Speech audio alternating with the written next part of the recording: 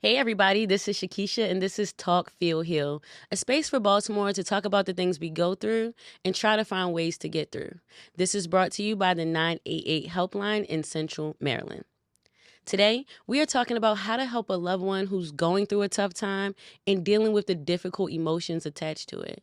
You may not realize the toll that this actually can take on you and maybe where you can even go for support.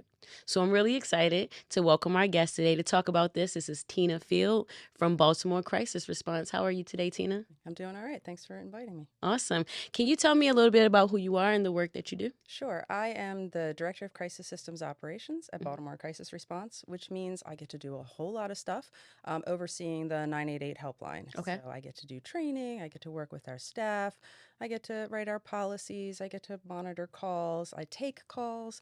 So I get to talk to people who call in. So my job is really exciting, and I get to do all sorts of stuff that keeps me learning and keeps me busy.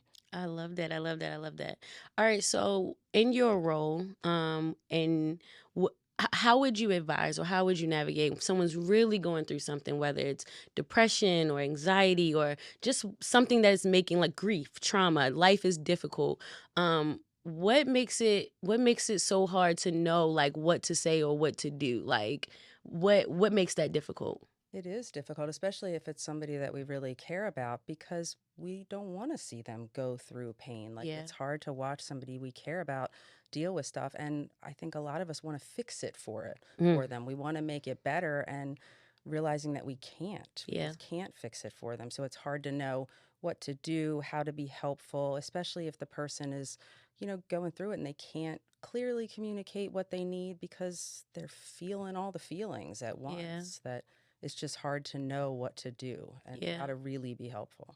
I can definitely imagine. Now, what are some like common mistakes that people make in a situation like this? I think people do, because we really want to fix it, that they Mhm. really try to fix it. Mhm. That Mhm. people will jump in with advice or tell people what to do when, if somebody's really depressed or really anxious, like, they're exhausted. Yeah. Telling them what to do might make them feel more depressed or Yeah. more exhausted or more out of control. Yeah. But I think it's always well meaning, that we just want to help so bad Yeah. that we kind of jump in and take control, when really, we need to be sitting next to that person or walking next to them and helping them figure out how to get some Yeah. control or some support or some help. And that's so good too. I think that oftentimes we have good intentions, right? Like we want what we want Yeah. for the person. And how can a person navigate like, hey, how do I know if this is what I want versus what's you want or what's best for you or what you even need Yeah. in that?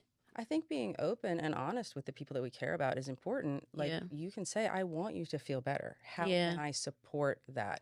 Or, it's really hard for me to watch you go through this. What can I do to help you? What does support look like for you? What kind of things do you need? Just like, Yeah. you can speak that. Like, this is hard. I love you. I care Yeah. about you. It's hard for me to see you go through this, but I'm here with you while you're going through it. I know I can't fix it, but I will sit with you. I will walk with you. I will hold your hand. I will be here for you. Yeah. And when we think about things like anxiety Hmm. and stress, these are not things you can see. Right. Sometimes with certain addictions or different things in life, you can kind of look at a person and judge, but we don't always see these traumas happening on the Yeah. inside of us. So is there a time where you had to like identify it in a person? Maybe they weren't outwardly saying it themselves, Yeah. or how can we identify it sometimes and navigate that as well, especially when it's someone that we love? Yeah. I think we know our people, Hmm. and we can often see or sense when they're acting different. We Yeah. might not understand that it's like at its core anxiety or grief or something, but we can, notice if they're being more irritable or Yeah. sleeping more or Yeah. picking fights or taking risks or eating more or using more substances or whatever. Like, we can notice changes in their behavior. Like, we Hmm. know their norm. If we're noticing stuff out of the norm, we can ask, Yeah. and say, I noticed you've been sleeping more often. What's going on? Are Yeah. you okay? Or, you seem really irritable lately, and I'm really trying not to take it personally. I Yeah. just want to check in, because that's not your norm. That's Yeah. not typical. Like, are we okay? Are you okay? Yeah. And really, like, putting a name on it, saying, I see this. Hmm. Are you okay? Hmm. And Hmm. being like, that takes bravery to be able Absolutely. to, especially if you think your person is not doing great. So, like, finding that vulnerability and that bravery to be like, Mhm. I see that you're not doing okay. Yeah. I'm here with you. I'm not judging you, but I want to support you and I want to, like, help you help yourself. Yeah. And I find it interesting you say that because I think about, and even thinking about caring for loved ones and getting them support and also being supported in the midst of that. With what you're saying, it reminds me oftentimes of young people. Yeah. And sometimes it's easy to assume, like, oh, you're just going through puberty, Yeah. or these are just natural things of life, Yeah. you know, the withdrawal, or is there any specific advice that you would give for dealing with young people, whether it's our own children, our nieces and nephews, our students, but we notice a shift, we notice a change? How can we start that conversation?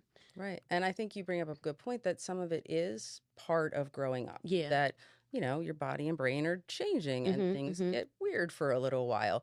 But also, that's such a great time to have those Yeah. conversations that if Yeah. you are noticing behavior changes or you are noticing stuff that's pushing people away or you are noticing things that could be dangerous like risk taking or Mhm. things like Mhm. that, really again gently putting a name on it, saying Yeah. this is a different behavior, what's going on, are Yeah. you okay? Because it really opens the door to help young people learn how to take care of themselves and learn that people are there for help. It's hard for I think it's hard for us as adults to remember that this is the first time that people are going through that Yeah. we tend to talk down to kids that, oh, you're just going through puberty, Yeah. like you Yeah. said, Yeah. or you're too young to know better. But Or you don't have no problems. right, What do you right. have What to do you have to complain worry about? about? Yeah. Yeah. Yeah. Yeah, Yeah. you have all your needs met. What are you worried about? Yeah. But for them, it is the first time that they've dealt with things like heartbreak. They've dealt with the pressure of school, of Mhm. grades, of Mhm. what they're going to do Yeah. after school, of sports. It's a lot of Yeah. pressure to be Yeah. young these days, of social media. Oh my goodness, Yeah. just Oh my that gosh. their whole lives, right? Their whole life Cause is on a social media. stage. It's a lot. So Yeah. being able to like gently help them navigate that stuff Mhm. and be Mhm. that support without telling them what to do all the time because they don't always respond to that, but being able Mhm. to again sit next to them. Yeah. And sometimes if you aren't the person that they feel comfortable with, making sure that they do have people that they feel comfortable with. Yeah. So if like as a parent, my kids were not always comfortable telling me all the things, but Mhm. I made sure Mhm. that they had aunts and uncles Yeah. and close adult friends who they Yeah. were comfortable, who Yeah. were safe people that they could go to. That if Yeah. it wasn't me, that there was somebody else that they felt like they could talk about their emotional stuff, their relationship stuff, Yeah. all of Yeah. that Yeah. kind of Yeah. stuff. And it's interesting. I love that point. And we're all just big children, honestly. That's true. So as we talk, it's easy to speak about young people because we have Mhm. this compassion for young Yeah. people and we want the best for them. But that same energy transfer, to adults, just how important, or what are some good steps for people to take when they realize, okay, something's not right. Right. If whether it's me Mhm. or if it's one of my loved ones, um, outside of initiating conversation, what are some steps to take so that we can try to get to the other side of it? Yeah, like initiating the conversation, but then being willing to sit there and listen. Oof. Listening is so important Yeah. and it's such a gift. Yeah. Like that connection, especially if somebody is dealing with something like depression or anxiety or grief Mhm. or Mhm. any kind of Mhm. Mhm. stuff, they probably feel really disconnected. Yeah. They probably feel like nobody understands, nobody gets it, nobody else has ever been through something like this. So if you can just sit with them and listen and not judge and not jump in and say, "Have you tried?" or Mhm. "I think we need to go to a doctor," like Mhm. immediately, but just listen Yeah. and hear their story about what has them feeling so depressed, if they know, or what has them feeling so anxious, because there is something really just magical about getting all that out of your head, Mhm. out kind of into the light. Yeah. It often lessens that kind Yeah. of stuff and it reconnects you with other people, and we all need other people. So if we can just sit Absolutely. and listen to their story and make sure that they're safe and then move toward what can we do to Yeah. help you get better, what can we do to help you recover, but first being able to be willing to sit there and listen to stuff that might be dark and might be Yeah. heavy and might be scary to hear, but it is such a gift. I mean, just we all need that. Just Yeah. we all have those feelings of when somebody really listened Yeah, to us, that it absolutely. makes such a difference. Absolutely. And I'm a firm believer that there's power in your testimony, whether it is for your release, Mm-hmm. but also for someone else to empower someone else. So you to say, hey, I went through this, I experienced this. And like you said, a lot of times with traumas, we're thinking we're the only person that's ever experienced this. And we all have trauma, every one of us walking. So um, you say listen. Mm-hmm. You say listening is important. How can we get a person to talk? How can I get someone that is willing to share? What phrases, what key words that you may have learned over the time, over your years in doing this? Don't say this, try this. Any advice in that area? I mean, everybody's going to be different, and Yeah. again, we know our people. But things like pointing out, you've been really anxious lately. What's going on? Yeah. You know, or and just being able to listen to the answer, or you don't seem like yourself. What's going on there? And being willing to listen for the answer. Like, there's no magic phrase, but opening the door, and they may really not have the energy to talk Yeah. right then, but at least they know that somebody's paying attention. Yeah. And again, somebody paying attention. We all want somebody to pay attention to us, right? Like, we are social creatures. We want that connection. So even like letting them know, I see this, I care about you, I'm here to talk when you're ready, and then keep reaching out. Yeah. A lot of times when people are dealing with a lot of stuff, they have a hard time reaching out themselves. Yeah. That they feel like people are going to judge them, people are going to, make them go to a hospital, or they're going to hate them or whatever. So being able to keep that door open, that if you say, I notice that you're acting this way, what's going on, and they're not ready to talk, Yeah. come back later. Yeah. Or say, I'd really love to talk about this. Can we set up a time in a Yeah. day or two when you've had more sleep, when you've gotten to eat? First, do you feel safe? Are you going Yeah. to be safe to wait a day Yeah. or two? But I still want to keep this connection. I'm worried about you. And if it's not me that you want to talk to, can I take you to somebody else? Is there somebody else you feel comfortable talking to? Can I take you to your best friend, your pastor, your therapist, your whoever? Is Yeah. there somebody else who you feel more comfortable talking to, Yeah. so that you can have that support? Yeah, no, that's really, really good because oftentimes I think people are afraid, especially when we talk about young people, but adults too. Yeah. And I think that our traumas and our hardships will force us into isolation when we really not only need other people, but we also desire it. And so I appreciate you touching on that. And if someone is specifically like afraid to talk and you can tell, like, I like the question you probed on, do you feel safe? Because that is a good thing. And one of the things that I've learned over the years is sometimes closed-ended questions like yes or no questions can kind of like dead stop you. So are there some open-ended questions that if I can tell a person may not be safe regardless of what they're saying, that I can still like follow up and ask? Or do you recommend just to come back later? Yeah. I mean, I like that you brought that up, like asking open-ended and closed-ended questions. There are some closed-ended questions that can be helpful. Like, Okay. are you thinking about suicide?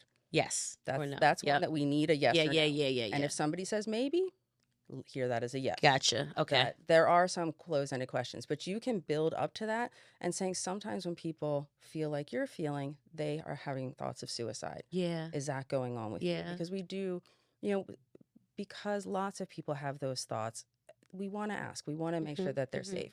Or if one of their coping skills is substance use, we want to ask about that. Like, are you using more? Like, that's a good yes or no question. Got it. That there are things that we need to know, like yes or no. But after that, so tell me what has you thinking these thoughts. Tell me what Yeah. has you thinking about suicide. What brought you to this place of wanting to use more substances, or wanting to act out, or wanting to stay in bed all day?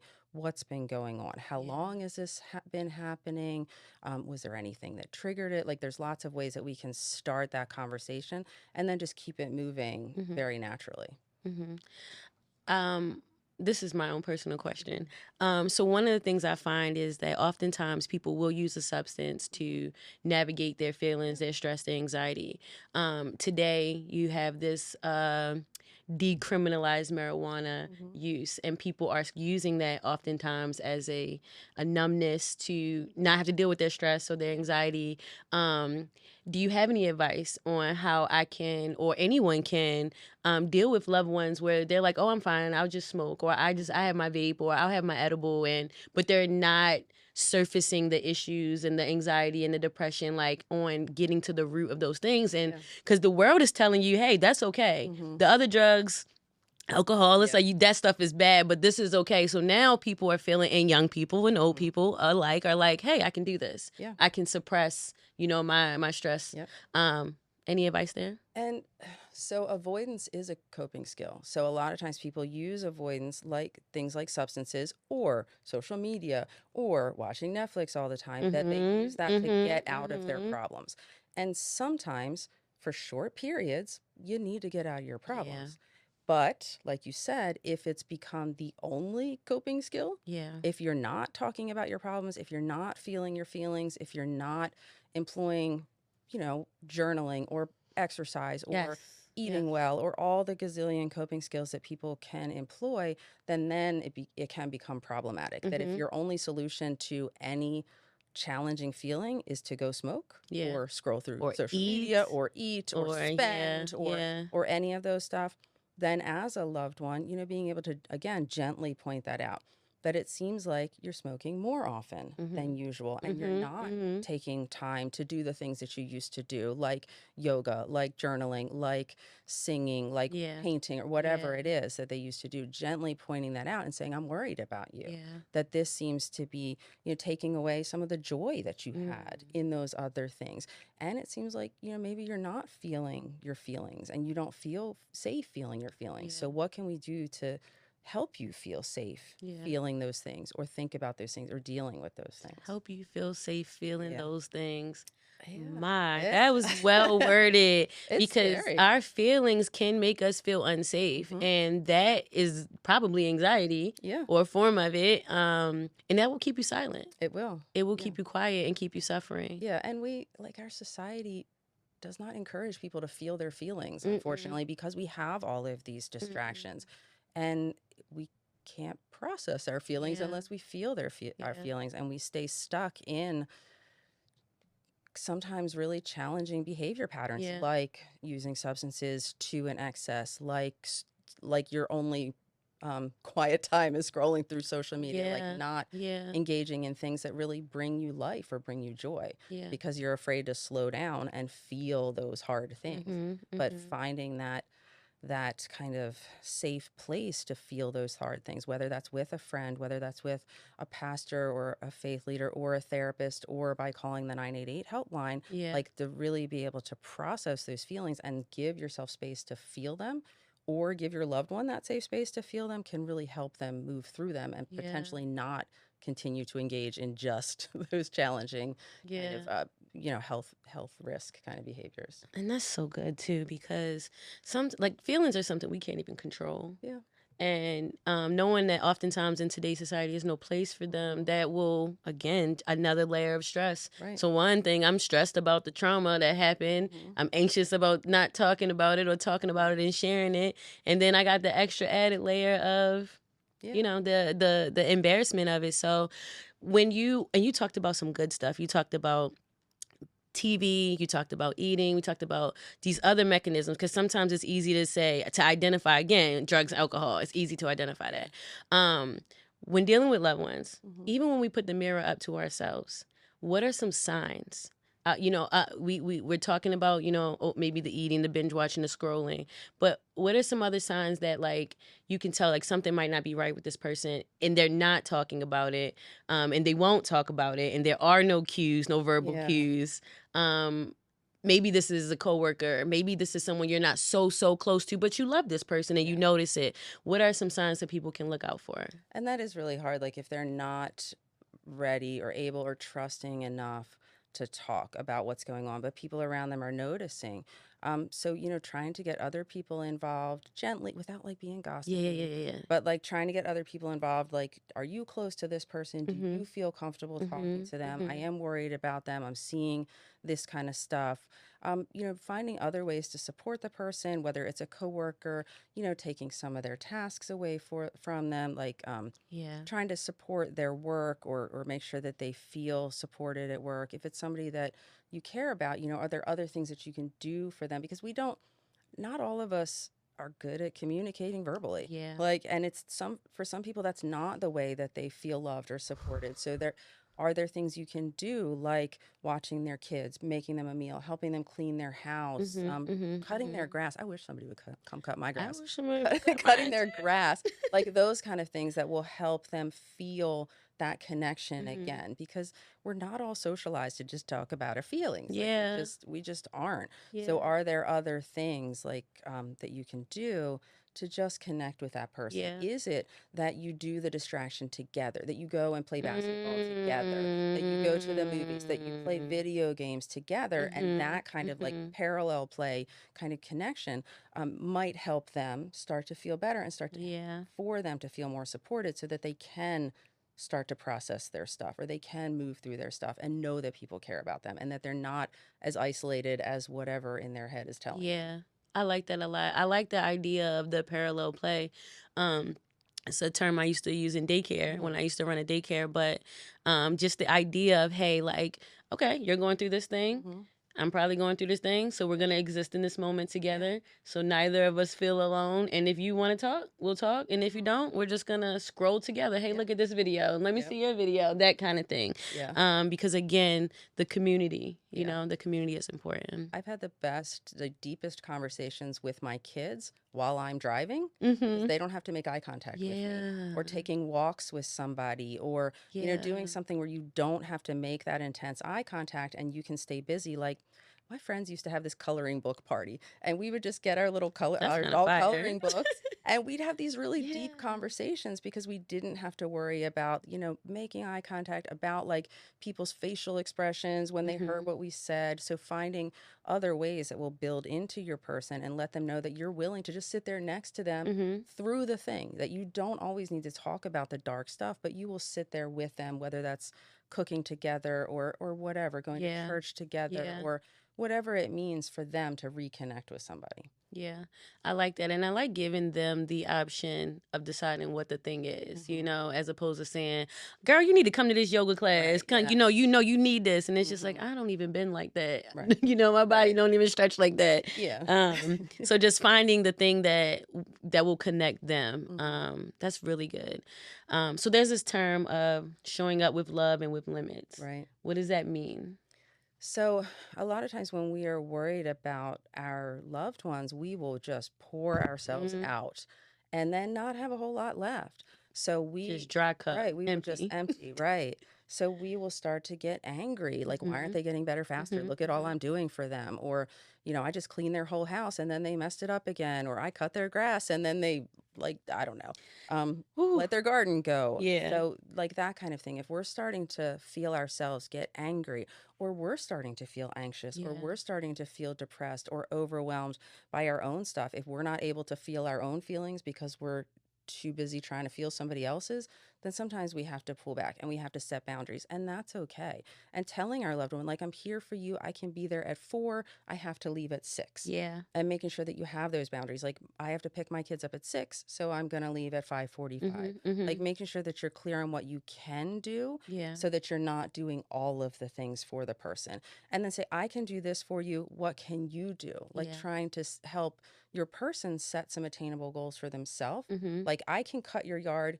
can you weed the garden? Yeah. Like, being able to kind of help say what you can do and get them, if they're ready for it, get them doing some of it too. Like, I can call your therapist, we can make the appointment together. Do you feel comfortable driving yourself? Yeah. Or I can drive you there. Can you get somebody else to pick you up? Yeah. Like, being able to have those boundaries around yourself will only help you help them. And boundaries are healthy, and showing anybody, you know, that we have boundaries around ourselves is setting a good example too, that we're not able or willing, or we don't think it's healthy to just focus on them all the time and just exhaust ourselves caring for them. Yeah. And that's for any caregiver, that we have That's so good. we have to find some kind of respite and some kind of, and it's stressful to care for somebody. Like, we've got to figure out our own kind of coping skills in the middle of it. Yeah, that's really good. And so, like, sometimes we'll meet people and, well, I'll speak for myself. Sometimes I meet people and it can feel like they want to stay where they are. It's like you can offer all the resources, you can sit with them, you can talk with them, you can do all the things, right? but they're not ready. Yeah. And so oftentimes that can feel like rejection when you're trying to help Mhm. somebody, and now you're dealing with your Yeah. own level Yeah. of rejection Yeah. and feelings, toward that. So, and I think that's part of the reason why we're discussing today, hey, how helping someone else can also help Right. you as Right. well. So do you have any advice on how to, you talked about those limits, but like even dealing with my own mental and my own heart, like, cause you have a heart for these Mhm. people, your family, your loved ones, sometimes even just people that strangers. And Mhm. you're like, "Oh, my neighbor up the street, I just really wish they would just, Yeah. you know, how can I navigate feeling like a person feeling rejected? Yeah. How can I navigate feeling rejection when Yeah. trying to help someone?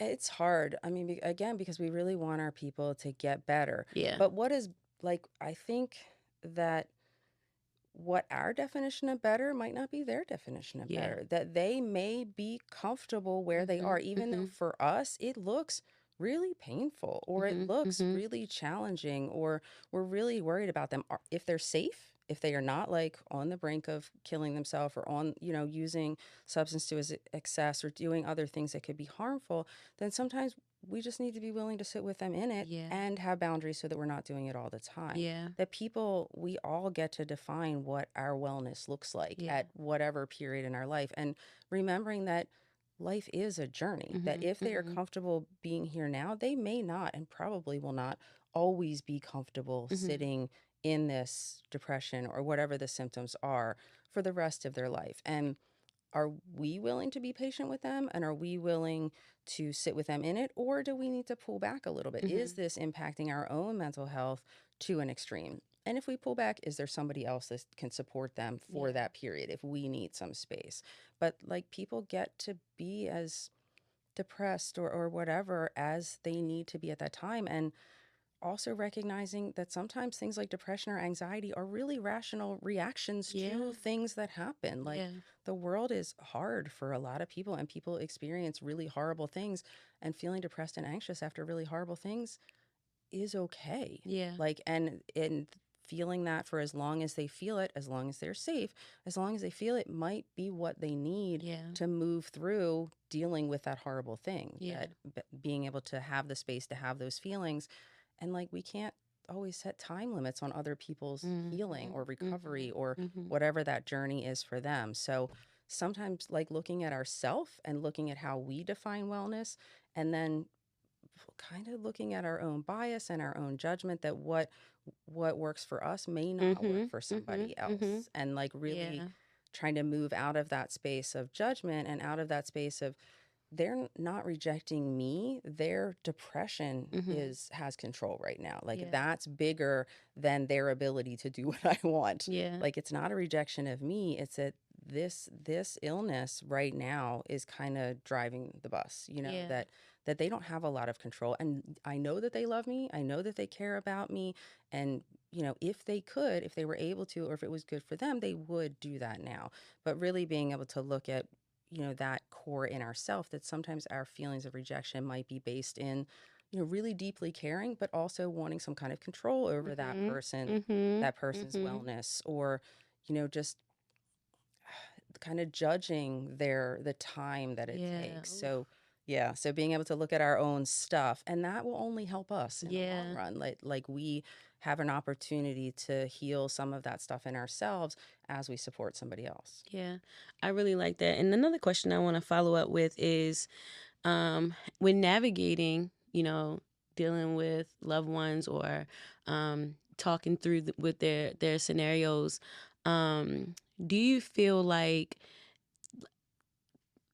there are some preferred routes you can take when it comes to advice? So Mhm. sometimes it's like therapy, maybe you just need a therapist. Yeah. Maybe you can't afford therapy. Maybe you don't have access. Maybe therapy's off the table right now. I'm a spoken word poet. Hmm. If I did not have poetry, Yeah. I would have lost my mind. Yeah. I know that. I remember when I found it. I remember everything that was happening in my life at the time. I still have the poems. They're pretty dark. Yeah. But that's how I survived. Yeah. I got it out, and Right. it even got to a point where eventually in life I'm sharing these poems now, and Mm. they're being used to help other people. I love So that. I know journaling, I know writing. But what if you're not a writer? Right. You know, Yeah. what I heard you talked about coloring. But Mhm. like, and this is just for any listener that's like, all right, I hear y'all, but I'm right here in this moment right Right. now. What Right. can I do without I don't have anything. I don't have no help. I Right. can't call. Right. What can I do? Yeah. And I mean, I therapy is great. My spouse is a therapist. I'm married to a therapist. Like, I think it's fabulous, but it is not for everybody. And Yeah. it's therapy is a privilege. Like, you have to be able to have the time during the day and the money for the Therapy copay. is And a it privilege. is. And Yes. I wish that it was more accessible to everybody, but also again, not everybody is socialized to talk about their feelings. And Mhm. there are all sorts of other things like you found release through poetry, and that's amazing. For some people when they are deep in it, just opening the curtains, just getting some Yeah. sunshine in can make a huge difference. That's so Remembering that the good. world around them Yeah. still exists and that it is bigger than the darkness in their head can Mhm. make a huge difference. Open the curtains, maybe tomorrow, open the window a little. That's some Get fresh some air air. in. Maybe the next day, step outside for 5 minutes. Yeah. Sometimes it has to come that kind of reconnection with the world or reconnection with kind of coping skills has to be gradual. But for most of us, we have something that Mhm. we like to do. I have so many hobbies. I have so many hobbies, but we have something that we like to do. So, trying to remember that in the middle of darkness or remind Yeah. our loved ones that if they are a painter, they may not be ready to pick up all the paints and all the things, but could they mix some colors? Mhm. Could they just play with it a little Yeah. and make it more fun instead of this big project? That if they like to run, can they take a short walk? Yeah. Like if they were a marathon runner, can we just try to walk, Mhm. down the driveway or down the Mhm. street? Um, all those, just building those kind of things back in. Even just moving your body a little, like if you can't do Yes. yoga or you Yes. you aren't able to run, if you're really just in the bed, Mhm. stretching, Mhm. Mhm. like wiggling. I am a wiggler. Wiggling, Me too. I'm over rolling your here brain. I like know, trying to be rolling your still. shoulders, just trying to stretch and get a little bit of blood flowing. And then maybe the next Yeah. day standing up and like trying to touch your toes or your knees or Mhm. however far Mhm. you can Mhm. go or whatever that means. Just kind of trying to build that stuff back and Okay. kind of encouraging our people to do that at their own pace, but really, building in those healthy distractions and those healthy coping Mhm. skills can help, not erase the stuff, but help take you out of it for a little bit and Yeah. remind you that there is hope and that there is joy and that there Mhm. is connection outside of whatever's going on in your brain. Yeah. That's so good. That's so good. So 988, it Mhm. is a confidential helpline where anyone can call for like emotional support for themselves or for a loved one, which Yes. I think is excellent.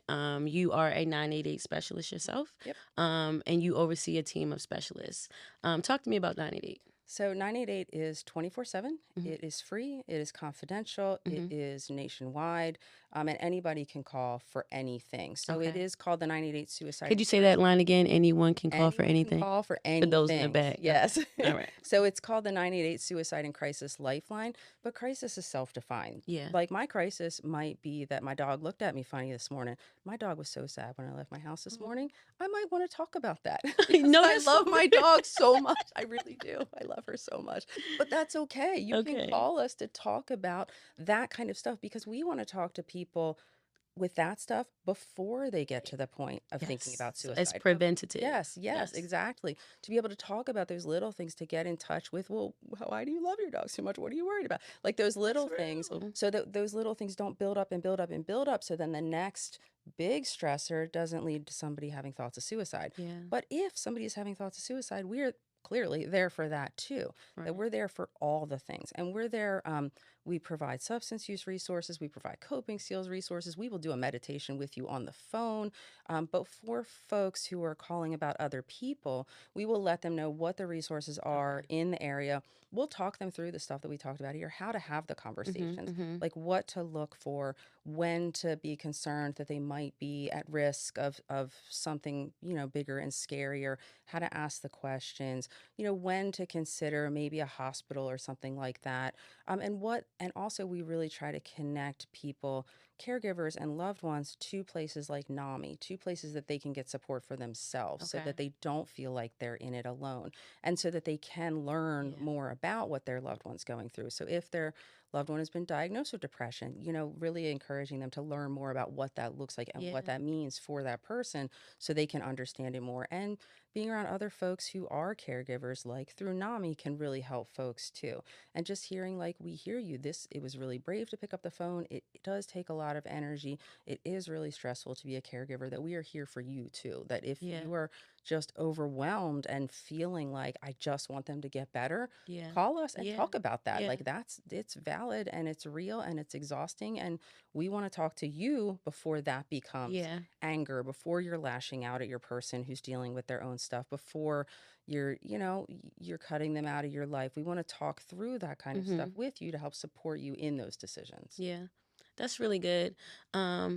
I was mentioning earlier that I took my mom to the doctor's Mm. yesterday, and when she called, because calling can be its own form of anxiety, Yes. and when she called, she was just trying to get information on what she would do once she got to the detox center, Mhm. and the lady was just like, "Well, do you see a red awning or a blue awning?" And she's like, "Oh, it's red." And she was like, "Well, just walk in the door." And then so she's like, "Well, then what do I do next?" And she was like, "Stop at the security desk." And then she's like, "Well, then what do I say?" And she was like, "Say that you're here for detox." I say the story to say, how do I know when I call 988 Mhm. that the energy that I get is going to actually be helpful, as opposed, because it was a very, and I'm over here like, don't let that, phase you. Like, Yeah. don't worry about, but sometimes when we hate calling, I Yeah. don't want to Agree. call my Mhm. phone bill. I don't want to call Yep. anyone on the phone. Hmm. So why do I want to call 988? So 988 also has text and chat. Okay. So if you are more comfortable, Oh, okay. if you're more comfortable Text and chat. texting somebody, you can Okay. text 988 too. Wow. So you don't, Okay. and I mean, for young people, for people that don't have the energy to pick up the phone, it is a Mhm. great service. So Oh, you'll get that's so connected good. with counselors who have the same training as me, Yeah. who do the work and who also can get you connected with the resources. Yeah. So if you do call, then we'll do our best to walk you through that kind of stuff. Okay. We're not going to have all the answers about what the building looks like at the place we're referring Mhm. you Mhm. to, Yeah. Yeah. Yeah. Yeah. Yeah. but we Yeah. can do a conference call with the place Yeah. with you Yeah. Yeah. so Yeah. that you get that we can help support you learning about how to get there, what it's going to look like, that kind Mhm. of stuff. And And these are trained professionals. mhm, These yeah, are all of our counselors are trained okay. professionals. They have so much training, I so love much that. training. I love that. Before they get on the phones, they have at least 60 hours worth Okay. of training in all sorts of different Yeah. stuff in crisis counseling, suicide prevention, harm reduction. We have specialized trainings in homelessness, LGBTQ Okay. issues, And that's what I intellectual want to know. I disability. We want to have know when I so much call, there's training. someone Yes, that can talk to so me much. Yep. and hear me Yes. specifically. Yep. I love Yep. that. I love that. I love that.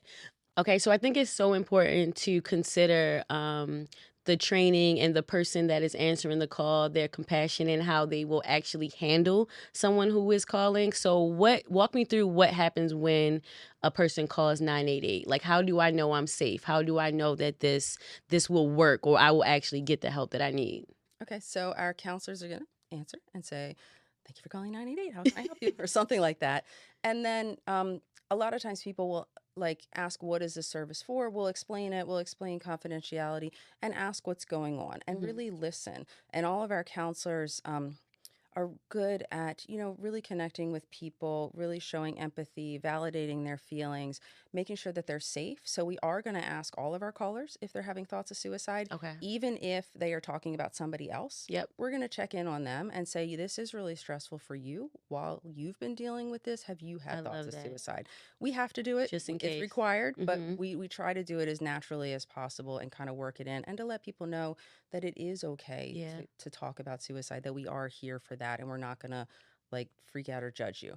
So Mhm. we are going to ask, and then we're going to talk about what's going on. We're going to hear your story, and then we're going to help you move to a place of action planning or safety planning by figuring out what you have tried Mhm. already, what's Mhm. already been done, what you think would help with this Yeah. situation, and then say, well, I know about other resources. Is that something you would like to learn about? I So like it. trying I to like talk it. I through like really it. collaboratively What do you think would help? And can I offer other things? And let's work on a plan to do all of that together. And then we have the ability to make some direct referrals to places like mobile crisis teams, to detox providers, to therapy providers. And we also have the ability to text and email people referrals. We have a huge database of referrals, so we can connect people with all sorts of stuff: food pantries, harm reduction, domestic violence shelters, all sorts of stuff we can connect people with. And then we will ask you if we can follow up with you in a Okay. couple days, so that we follow up with, and it's consensual. We don't follow up with everybody. If they say no, I think I'm good, then we don't. Mm-hmm. But we'll ask, can we check in on you a couple days and see how your plan is going? See if you were able to connect with those resources. Just check in. And if you Yeah. say yes, then we will. We'll call you back in a couple days, and we'll call you back a couple times if you want us to keep that connection going, because we want to stay connected, and we want to help you. Yeah. We want to help see you through that crisis and get to the other side of it. I love that. I love that. Sometimes when you go to the hospital, it can feel like a band-aid and he just Yeah. kind of sends you on your way. Yep. Then you're right back in the Yep. trouble and the Yeah. stress is right there waiting for you. So I love that you follow up. Hmm. I love that you get consent to follow Yeah. up. So, because it might have just been a bad day today. I don't Yeah. want you calling my house Right. tomorrow. And I Right. love that. Yeah. And you don't have to answer either. Like, Yeah. if you're better, if you don't want to talk about it anymore, Yeah. you don't need to answer. And Yeah. that's fine. Like, we just kind of assume they're doing all right. And I Like, just want to reiterate one thing you said earlier. Anyone can call at any anybody can time. call it So a anytime. child can call for a Yes. parent. Yep. A child can call for a friend. A Yes. parent can call for a stranger, a neighbor, anyone at any time, 24 Anytime. hours a day. Yes. And like at 4 a.m., if you normally call your best friend, your college roommate, or whatever, they're asleep. Mhm. We're always there. Yeah. Like, on those tough nights when you feel alone, there's nobody to talk to, 988 is always Yeah. there, either by phone, by text, or by online chat. I love that text and online chat only because it's 2025. Yeah. And especially like not just our young people, but our broken people. Like when I'm broken, I don't want to call anyone, but I need help. I need that support.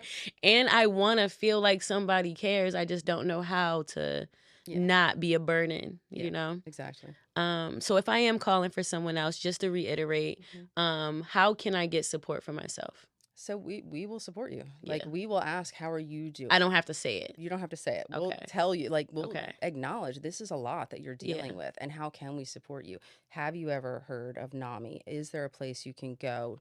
Do you belong to a faith community? Who is your support system as you're going through Yeah, this? And that's can really we offer good. you resources to get some more? Okay, so personally, Hmm. why would you personally recommend someone to call 988?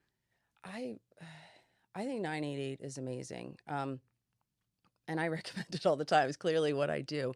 But really, what I like about 988 is that you don't need to brush your teeth. Mhm. Don't even need to Mhm. put on Mhm. pants. Like, Mhm. you can just call. Yeah. And there can be something, it can feel really scary to pick up the phone and tell a stranger your stuff, Yeah. but you don't need to look at them in the eyes. Yeah. You don't ever need to talk to them again. You can just dump your stuff there and move on about your life. And we are here for it. Like, we Yeah. want And you it's to call, and it's confidential. confidential. Okay. We want you to call and just get it out, and Yeah. so that you're not picking fights with your family, so that you're not using more substances, so that you're not moving to a place where you're thinking Mm. or acting on suicidal thoughts. Yeah. Like, we want all of that to help you be able to get back to your life, and we want to support you in making a plan to get back to your life. So Yeah. even though it might feel scary, like, we're here for all of it. And Yeah. just, you don't have to talk to us again if you don't want to. Yeah. Like, we're not going to judge you. Like, And that's so good because, people will go to social media and mhm, they'll vent and then they'll regret it or they'll mhm. get all this backlash or Yep. all this judgment. And that Yep. could lead even worse, Yeah. especially I keep going back to the young people. I'm a Yeah. mom and a Yeah, me teacher. too. Yeah. So I'm Yep. always on and I see it every day. Yes, I see it with absolutely. my own kids. I see it in myself. Mhm. I see it in my families, Yep. my relatives, my coworkers. And so it's just one of those on the poetry scene Mhm. at these open mics. I watch people come up there and bleed out on my stage. Mhm. So I'm aware of how common it is. Yeah. And I don't think that people know Yeah. about 9888 and 988. Mhm. So is there any like last thoughts, or if you had to like look into your camera and compel a person, or just like, heartfelt, hey, me to you, you to me, I just want you to know we're here for you, what would you say? Yeah, that we are here, 24/7. We are here for anything, all of the things. We want to be there to support you. We want to be there to connect with you, and just listen and help you move to a place where you don't feel like you need to call us anymore. Like, we want to talk to you about anything, anytime.